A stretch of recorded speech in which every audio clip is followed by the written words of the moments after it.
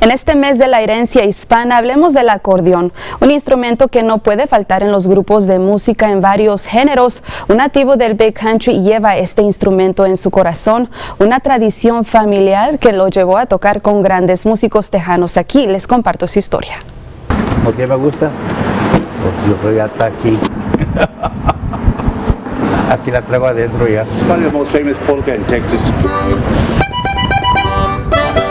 Philip Méndez lleva décadas tocando el acordeón. Con raíces de Durango en su hogar nunca faltó la música. Ya había un acordeón en la familia.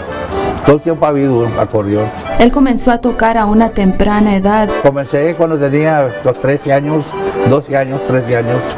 Mi abuelo tocaba, mis tíos, y de ahí aprendí de ellos. Pronto después, él se encontraría tocando en grandes eventos y en las discotecas. Él comparte su primera experiencia frente a un público. Pero era mucha gente, nunca había visto tanta gente. Me tuí, he tuido. Tócale algo, tócale. Y, I don't know, somebody me movieron, yo creo, y reviví. Gracias a la influencia de un conocido acordeonista tejano, Flaco Jiménez, quien después se incorporaría al famoso grupo tejano, los Texas Tornadoes. Mi mamá vivía en Austin y el esposo de ella era promotor y conocían a todos los músicos, a Willie Nelson, a Flaco Jiménez, a todos ellos. Y ahí conocí a Flaco y aprendí más. Ya 15 años, 16 años, estaba listo para aprender yo. Pero el día que yo me muera, sé que tendrás que llorar.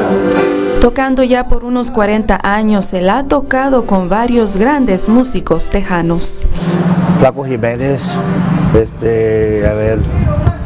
Doug Sound, the Sir Douglas Quintet, Freddie Fender, Augie Myers and the West Side Sound.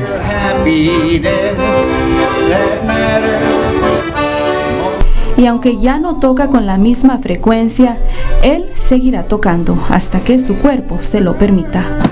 Me la paso tocando con mi amigo José cuando hay chance.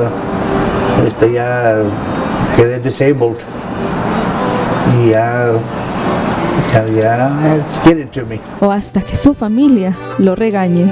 En vez de se enojen conmigo. Ya, para el ruido. Don't you dare. Turn that thing off.